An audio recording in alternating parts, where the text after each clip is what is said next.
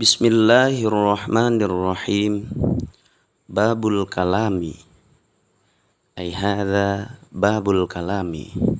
Tegese utawi ikilah iku sawiji bab kalam. Al kalamu utawi kalam, huwa iku utawi kalam.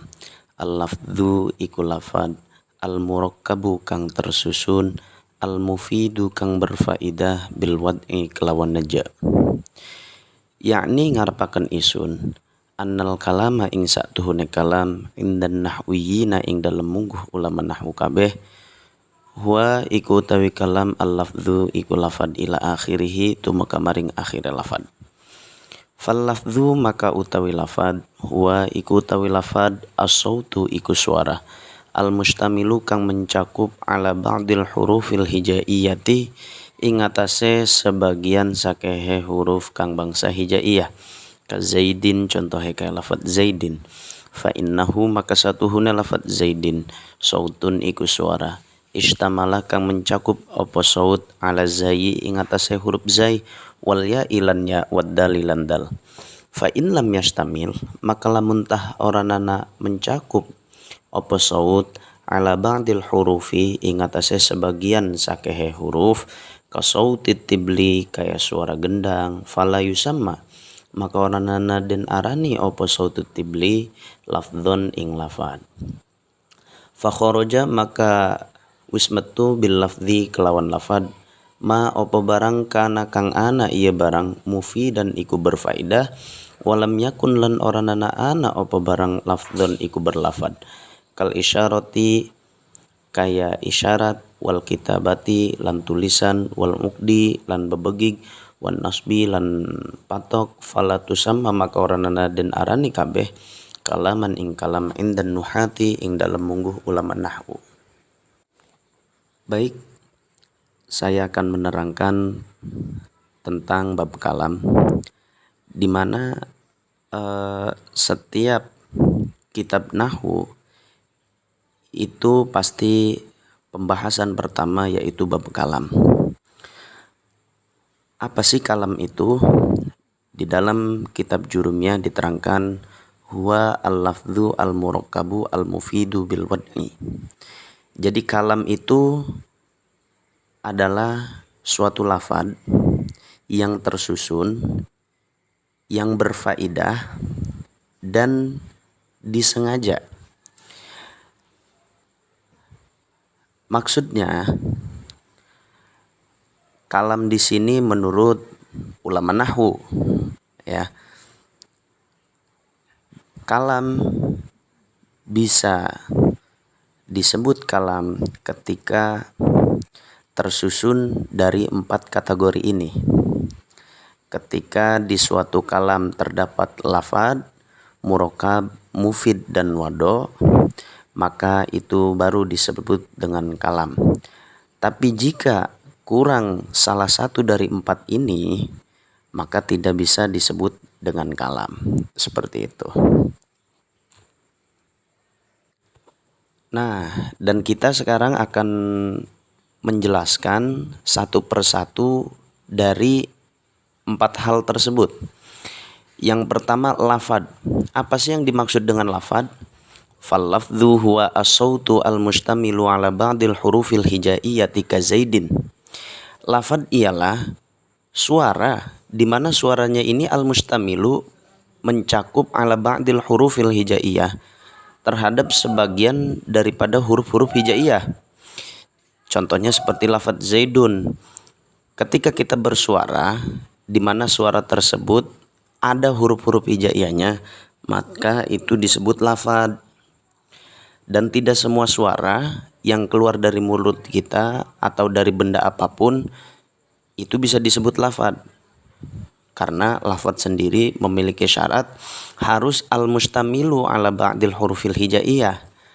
Harus mencakup sebagian daripada huruf-huruf hijaiyah. Contohnya seperti apa sih? Ka zaidin, seperti lafad zaidun. Fa innahu sautun istamala ala zai wal ya'i wad dali.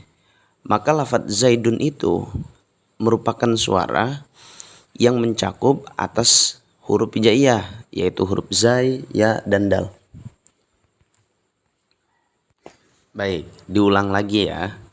Jadi lafad itu di dalam bahasa Arab yang dimaksud ialah suara yang mencakup atas sebagian huruf-huruf hijaiyah.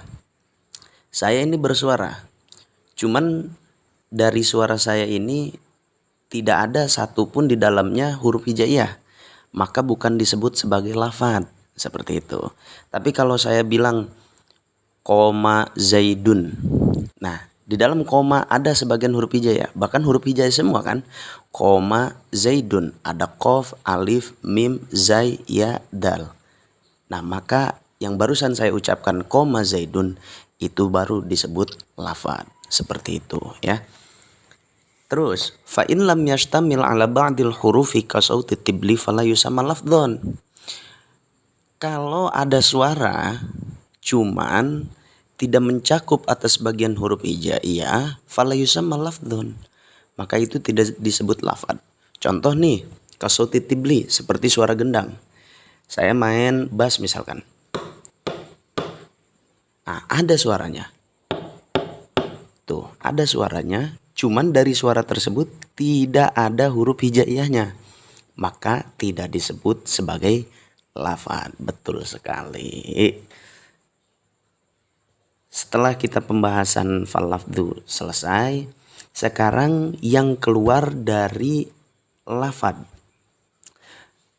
Qauluhunya fa kharaja bil lafdhi. Yang keluar dari lafad ialah makana mufidan walam yakun lafdhon. Sesuatu yang memberikan faidah tapi tidak berlafad. Dia memberikan faedah kepada kita, memberikan makna, memberikan pemahaman kepada kita, tapi dia itu tidak berlafad. Nah maka yang seperti ini itu yang keluar daripada kategori lafad. Contohnya seperti apa? Kal isyarati, seperti isyarat, seperti lampu merah ya.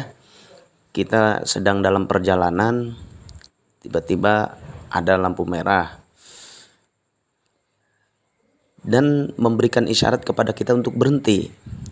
Ketika lampu kuning, siap-siap untuk melaju. Ketika lampu hijau, kita jalan. Seperti itu kan.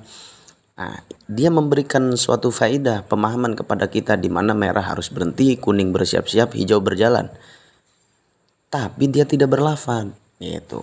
Makanya ini yang keluar daripada lafad. Apalagi wal kitabah, dan tulisan. Tulisan sama. Sebab tulisan hanya memberikan faedah kepada kita, tapi dia tidak berlafad, gitu.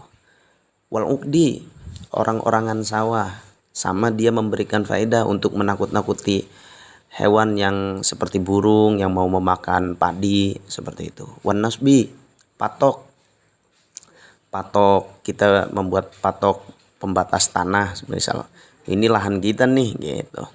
Dia kan memberikan faedah, cuman tidak berlafad, gitu. Falatu sama, maka tidak disebut semuanya itu mana aja, isyarat, kitabah, uqdi, nasbi, kalaman, kepada kalam. Jadi semua tadi empat-empatnya itu tidak disebut kalam.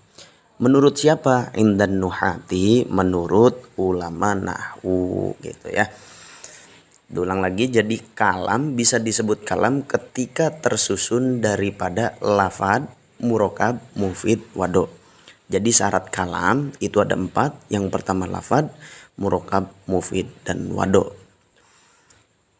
Adapun pembahasannya satu persatu, pertemuan kita kali ini hanya membahas tentang lafad, di mana definisi lafad yaitu huwa as-sautu al-mustamilu ala ba'dil hurufil hijaiyati ka zaidin, dan yang keluar daripada lafad yaitu makana mufidan walam yakun lafdhon.